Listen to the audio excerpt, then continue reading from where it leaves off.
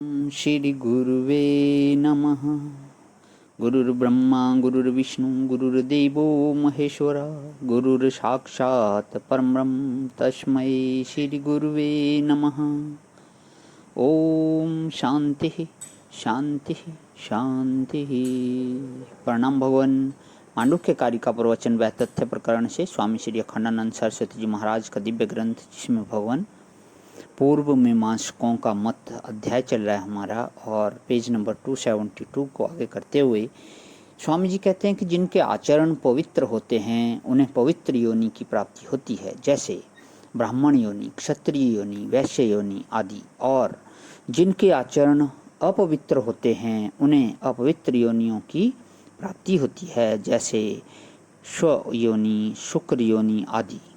तो कहने का अभिप्राय यह है कि अन्यथा उत्पत्ति रूढ़ प्रमाण के द्वारा ही सृष्टि में जो पृथक पृथक भेद दिख पड़ते हैं उनकी संगति लगाई जा सकती है। इसके अलावा और कोई मार्ग नहीं है। अन्यथा माने इस मार्ग से अतिरिक्त मार्ग के द्वारा इसकी उत्पत्ति नहीं हो सकती। माने सृष्टि में जो भेद देखने में आता है, चिड़िया अलग, पशु अलग, पशुओं में भी गाय, भैंस, ऊंट अलग, वह कैसे है?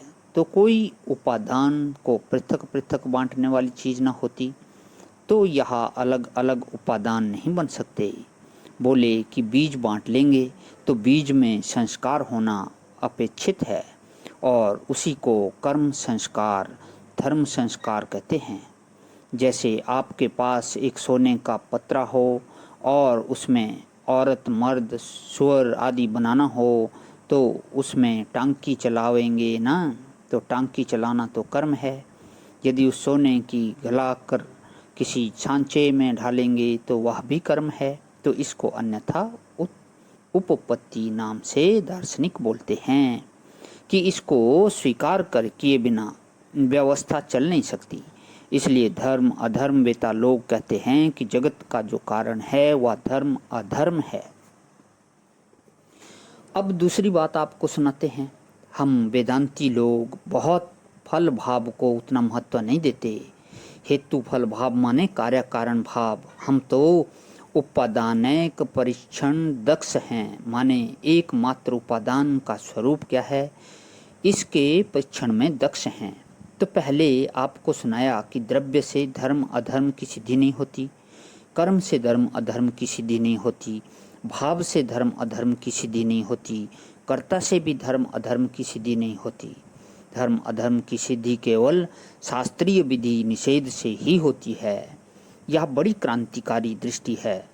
भला साधारण तार्किक लोगों की समझ में यह बात आती नहीं।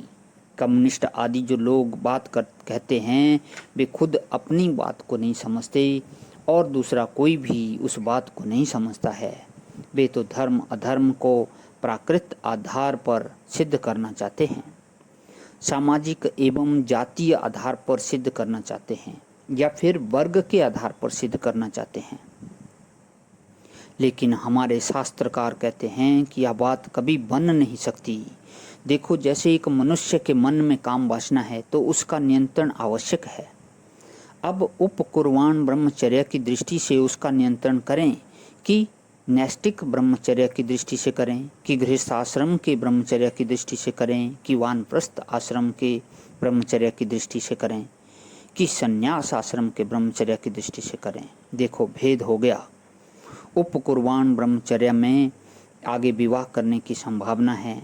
अगर निष्काम और निवृत्त परायण अंतःकरण नहीं हुआ तो उपकुर्वाण ब्रह्मचारी का आगे विवाह कर देंगे, लेकिन उच्च श्रृंखल नहीं छोड़ेंगे। अच्छा, नैष्टिक ब्रह्मचारी बनावेंगे, बहुत दिनों तक सन्यास का उम्मीदवार बना कर रखेंगे। अब गृहस्थ आश्रम उचित, तो जो नियंत्रण है उसमें अनेक प्रकार के नियम हैं। वानप्रस्थ में स्त्री पुरुष साथ हैं और ब्रह्मचर्य है, और सन्यास आश्रम में स्त्री के साथ नहीं है और ब्रह्मचर्य है। तो नारायण, यदि यह बात किसी प्राकृत आधार पर निश्चित की जाए तो नहीं बनेगी। हमारे एक वैद्यराज हैं काशी में, अच्छे वैद्य माने जाते हैं। अच्छा क्या, अच्छे क्या आजकल काशी में सर्वोपरि वैद्य वही माने जाते हैं। उनके पास एक रोगी गया, उसने अपना रोग बताया और बोला कि वैद्य जी हमको कोई पेटेंट औषधि बता दो, हम खरीदेंगे और खाएंगे। तो उन्होंने कहा कि देखो भाई, हमारे तो अमुक रोग पर अमुक दवा चलती है, यह नियम हमारे यहाँ नहीं है, किस रोग के लिए कैसी दवा होनी चाहिए यह हमारी मर्यादा है। हम रोग की दवा नहीं करते, रोगी की दवा करते हैं। एक सर्दी के मुल्क में रहने वाला आदमी है और एक गर्मी के मुल्क में रहने वाला है। एक का भोजन मांस अंडा है और एक का भोजन रोटी सब्जी है। दोनों के देशानुसार तथा भोजनानुसार रोग की चिकित्सा होगी। एक बच्चा है, एक जवान, एक बूढ़ा है, तो उसके अनुसार चिकित्सा होगी। प्रणाम भगवान। आज ही विराम। ओम शांति ही शांति ही शांति ही।